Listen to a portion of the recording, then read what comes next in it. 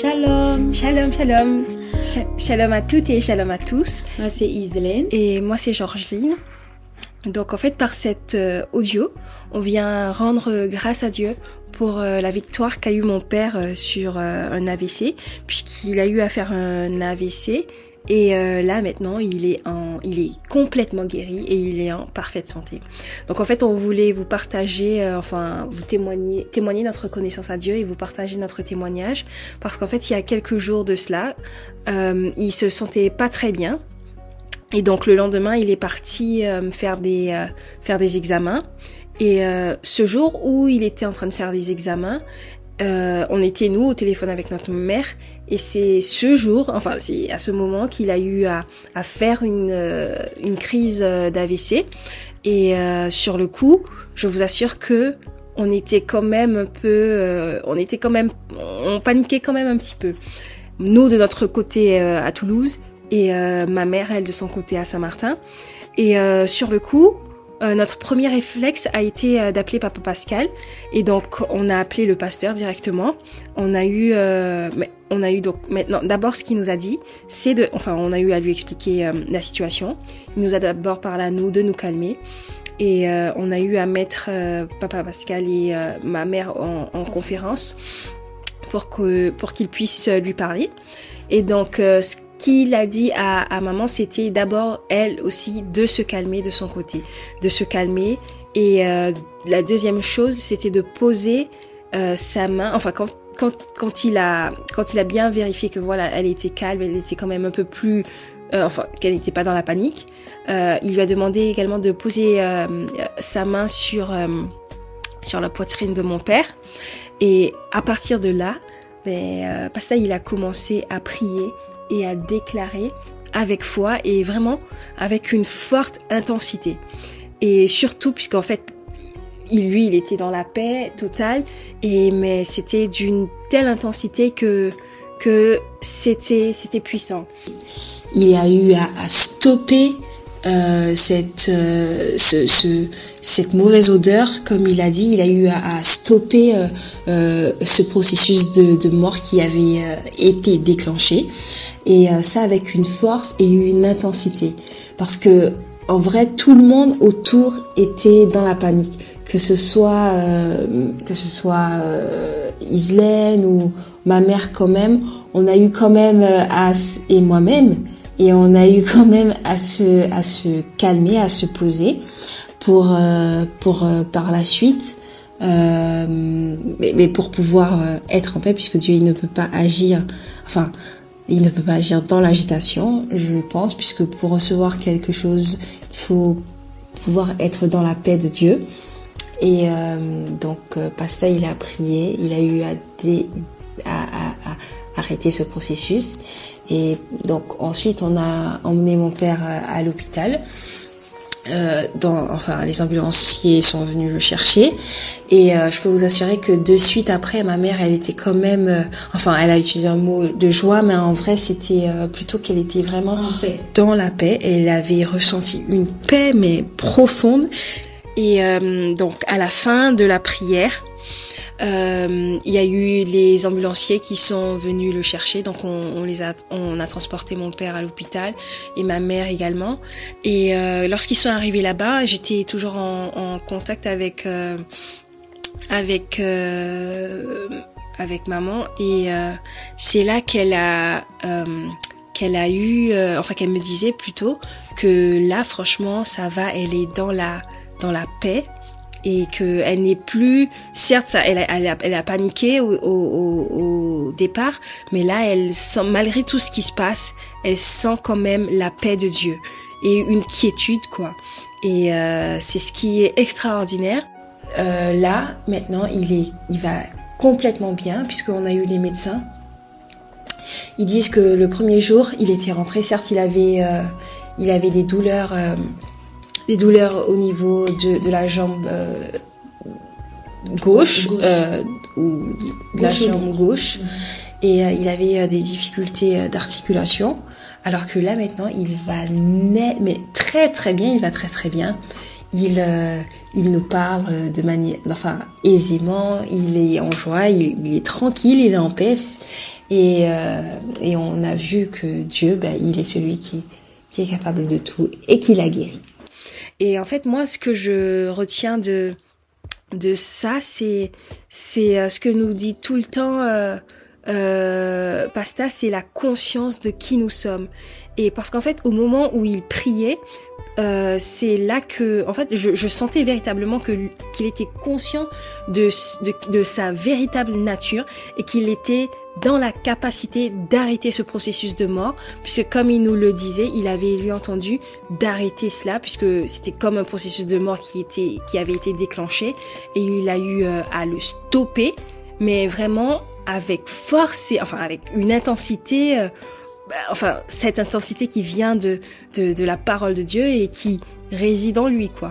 Et ça me donne également, avoir vu cela, ça me donne moi également beaucoup plus l'envie de méditer la parole et de devenir fort et d'être aussi consciente de ma nature et que nous sommes en Christ. Oui. D'être conscient de qui nous sommes en Christ et que nous avons l'autorité d'arrêter et de déclencher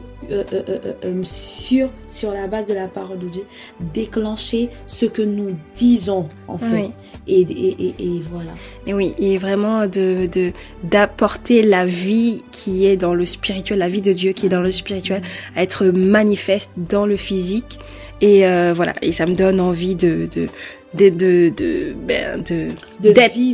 vivre Dieu et d'être consciente de ma nature divine. Et la deuxième chose également que je voudrais vous partager, c'est surtout le fait que, lorsqu'il y a des événements ou des situations qui arrivent, qui peuvent nous emmener des fois peut-être à avoir peur ou à paniquer, mais en fait on doit se réajuster. Et la première des choses en gros qu'on doit faire, c'est d'abord d'être dans la paix de Dieu, mais vraiment avoir la paix de Dieu.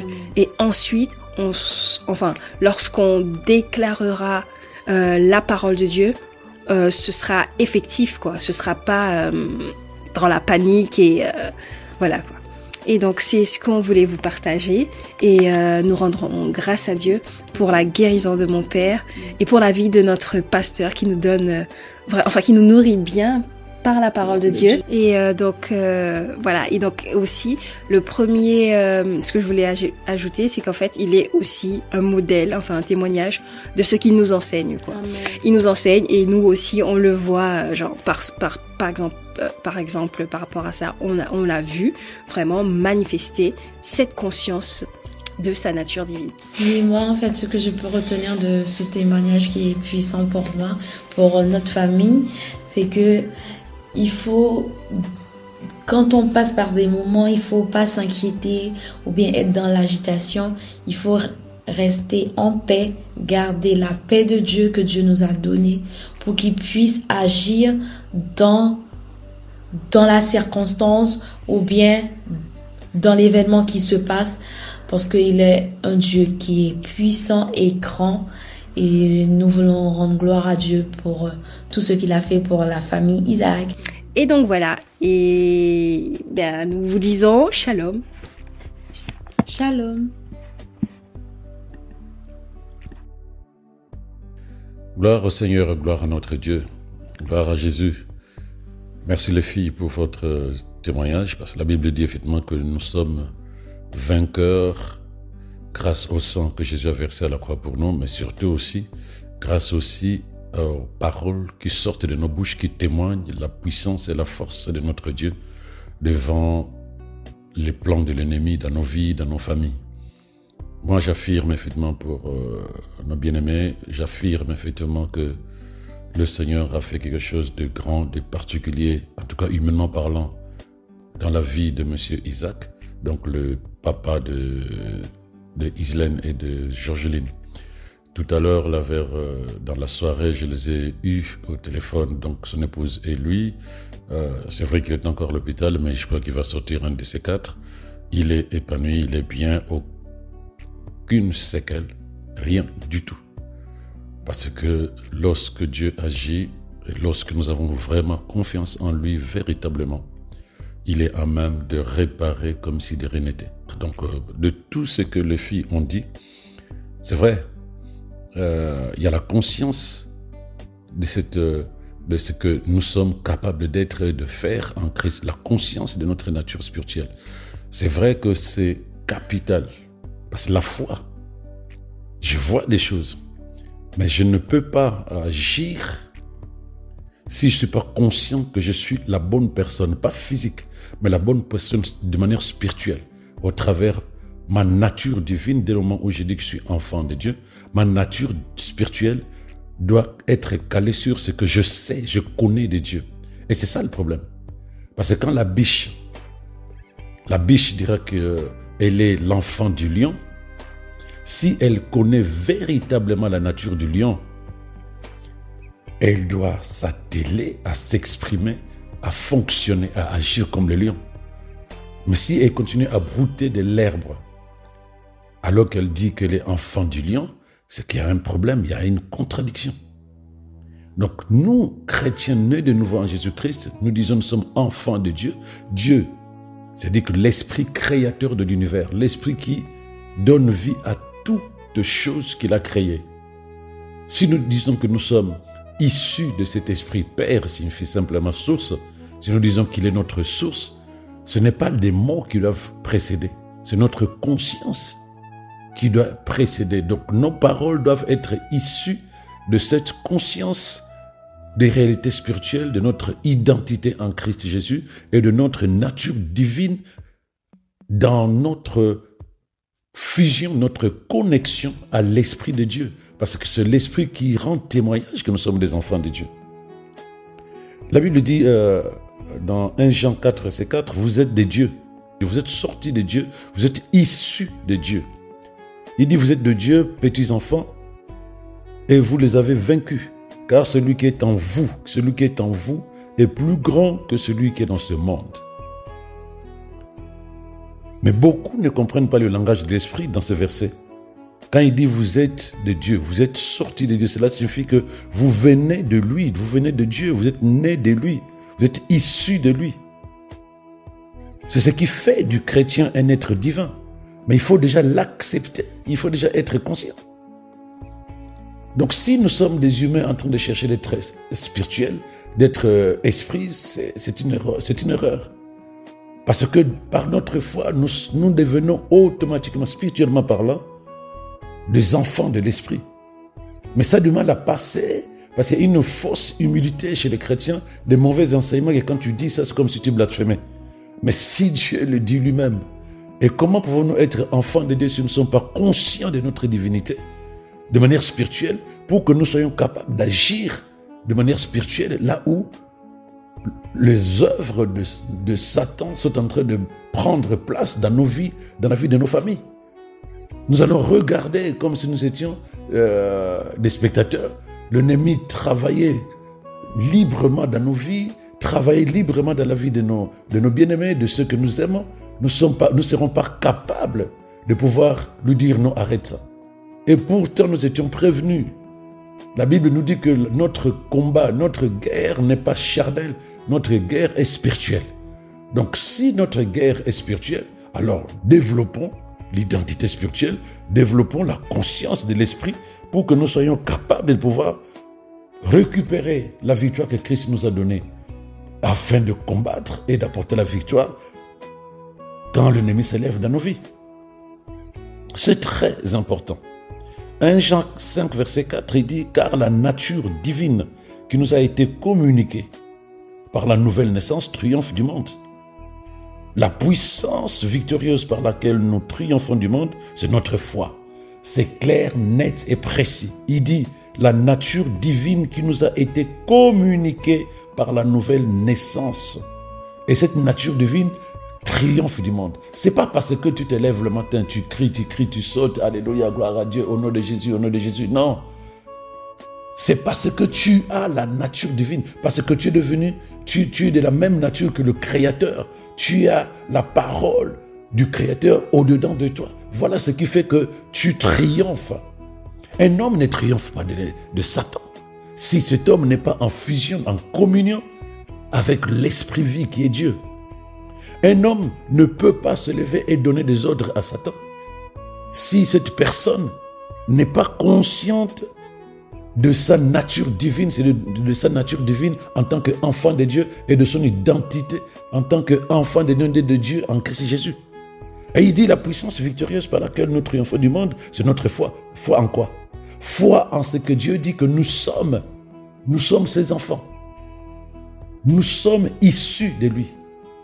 Un enfant de Dieu doit avoir la conscience que je suis issu de Dieu. C'est-à-dire que le Dieu, l'esprit qui tient l'univers entre ses mains, l'esprit qui donne vie à tout ce qu'il a créé, et l'esprit qui permet de régénérer tout ce qui était mort.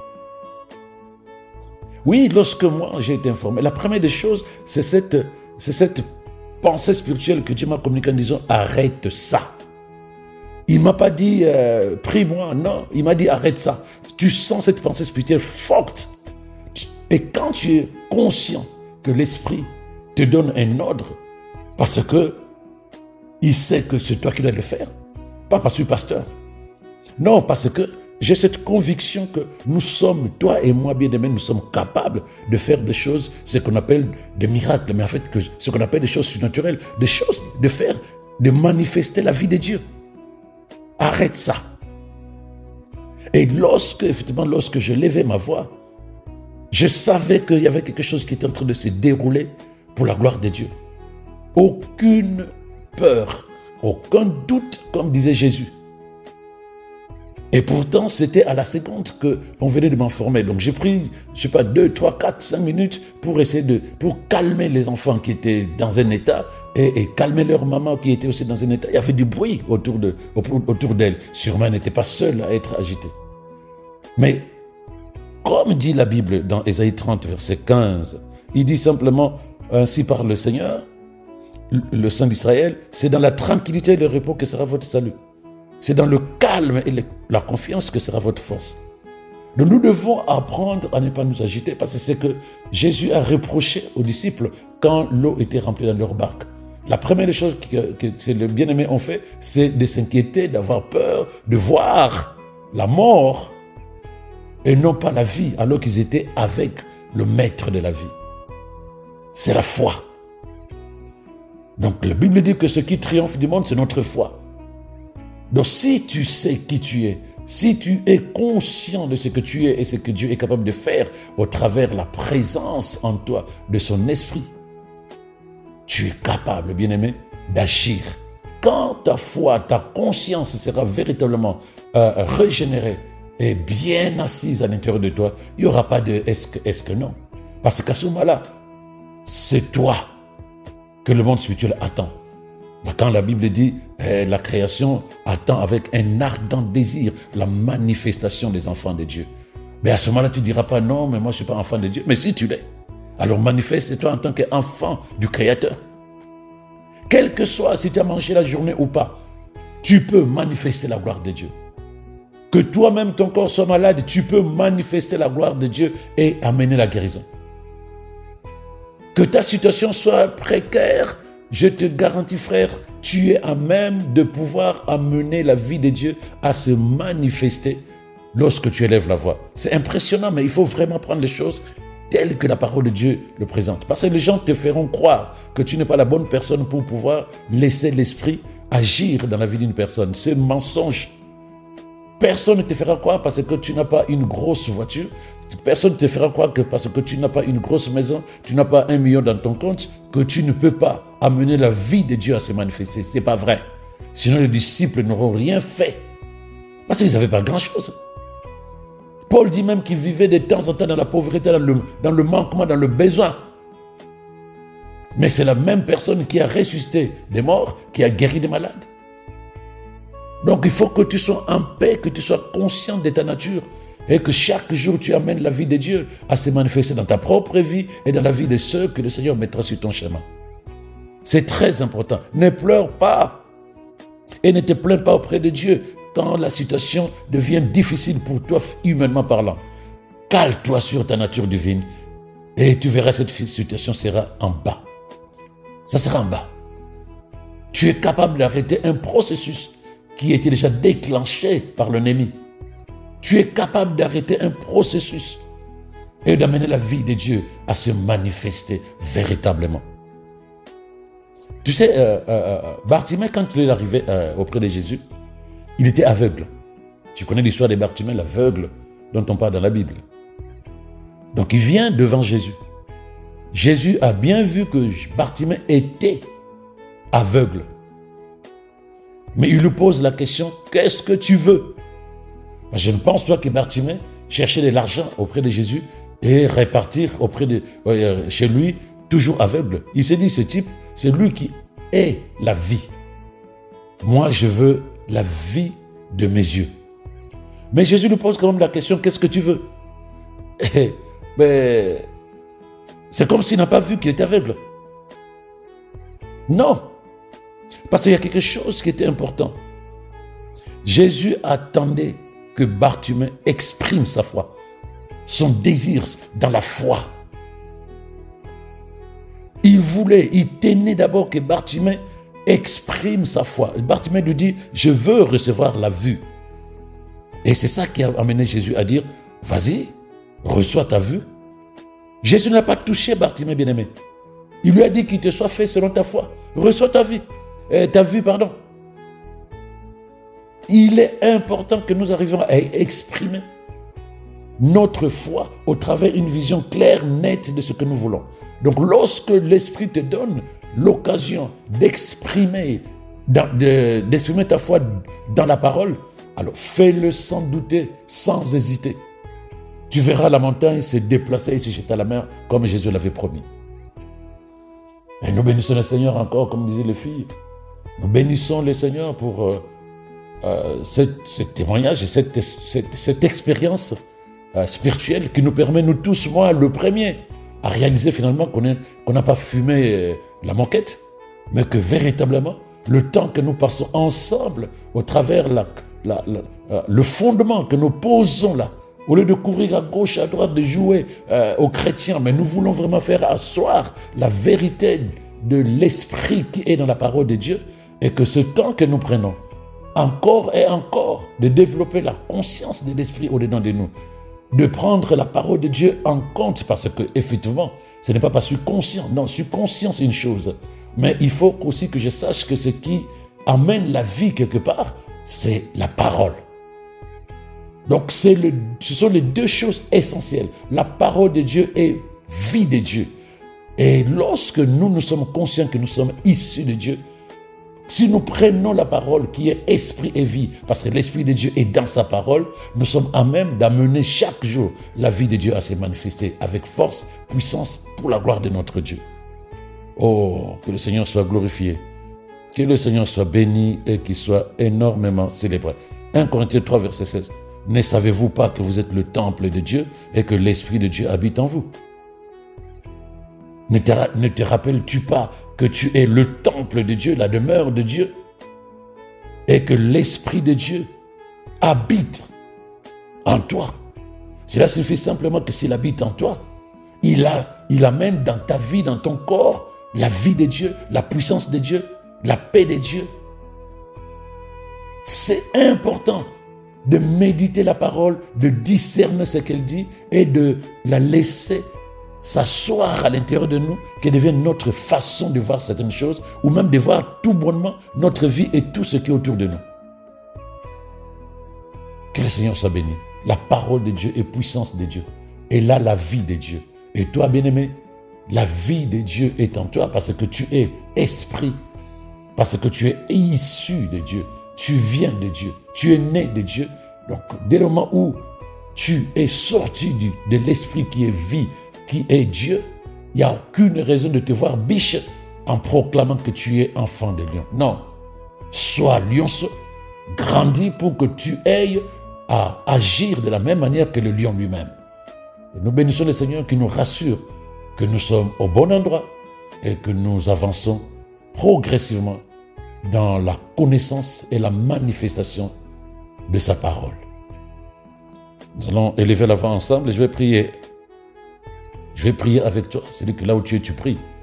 Et moi, je vais élever la voix pour ta vie afin que cette expérience, ce témoignage te parle et que tu te réveilles et que tu continues à travailler dans la connaissance de la parole de Dieu et dans l'acceptation à l'intérieur de toi de ce que le Seigneur dit que tu es et de ce que tu es capable de faire, parce que tu deviendras chaque jour conscient de cette vérité qui est dans sa parole. Au nom de Jésus, je prie pour que la parole de Dieu soit la seule vérité par laquelle tu vivras aujourd'hui et pour toujours. J'élève ma voix pour que la parole de Dieu éclaire les yeux de ton entendement et qu'elle fortifie ta foi pour saisir ce que le Père, la source, t'a donné en Christ Jésus. Je déclare que tu vis triomphalement et que ton chemin est prospère, car tu vis dans et par la parole de Dieu. Oui, bien-aimé, sache que tu es vivant pour Dieu. Ton corps est le temple du Saint-Esprit. Ton corps est le temple du Saint-Esprit où s'exprime sa gloire, sa beauté et ses perfections. Bien-aimé, sois conscient de ce que Dieu dit te concernant. Sois conscient de ce que Dieu dit que tu possèdes et que tu es. Car moi, dans l'esprit, je te vois fonctionner dans la domination de l'esprit. Car tu as l'autorité sur Satan. Il faut que tu le saches. Tu as l'autorité sur les principautés des ténèbres. Accepte-le. Tu as l'autorité sur les esprits mauvais dans le monde des ténèbres. Tu as aussi l'autorité sur les œuvres de Satan. Maladie, précarité, blocage. Tout ce que l'ennemi peut mettre sur le chemin d'un être humain, tu as l'autorité. Car celui qui est en toi est plus fort que celui qui est dans ce monde. Voilà pourquoi je parle au nom de Jésus. Ta vie est la manifestation des grâces, de la sagesse multiple, de perfection de Dieu, de la puissance de Dieu que tu portes en l'intérieur de toi par la présence de l'Esprit au-dedans de toi. Ton esprit sait que tu participes à la divine vie que Dieu a répandue dans la vie de ceux qui croient en Christ Jésus. Une vie qui est supérieure à la maladie, une vie qui est supérieure à la mort. Sois-en conscient au nom de Jésus. Parce que la vérité, c'est que tu marches dans la domination de la mort. Tu marches dans la domination de la mort et de tout ce qui est associé au monde des ténèbres. Rien que ta présence dans le palais royal en tant qu'enfant de Dieu, rien que la présence de l'Esprit divin au-dedans de toi, tout ce qui est associé à la mort ne pourra jamais te dominer au nom de Jésus. Voilà pourquoi j'ai prié pour la manifestation de la grâce et des bénédictions spéciales de Dieu sur ta vie, tes projets, ta famille, sur tes business, ton travail, au nom de Jésus. Moi, je te parle de faveur divine. Je décrète une élévation de ta vie, une élévation de tes affaires, une élévation de la puissance du Saint-Esprit au-dedans de toi pour que la conscience des réalités spirituelles soit davantage renouvelée à l'intérieur de toi et que tu fondes ta marche sur terre dans cette conscience comme Christ l'avait et que nous marchions véritablement comme Christ a marché, comme prototype de la nouvelle race que Dieu a créée. Rien n'est impossible et aucun niveau de succès, de victoire, de progrès n'était inaccessible parce que tu vis par la foi de la parole de Dieu. Que le Seigneur soit glorifié dans ta vie au travers de la victoire qu'il donne à chacun de nous. Chaque jour, nous nous attelons à développer davantage la foi en sa parole, la conscience de notre identité en Christ et de notre nature divine. Et nous savons que le Seigneur est glorieux et fidèle à sa parole. Ce qu'il a dit se manifestera dans la vie de chacun de nous. Que la louange et l'adoration lui reviennent avec reconnaissance et conscience dans le merveilleux nom de Jésus. Amen. Shalom à toi bien-aimé. Excellente journée.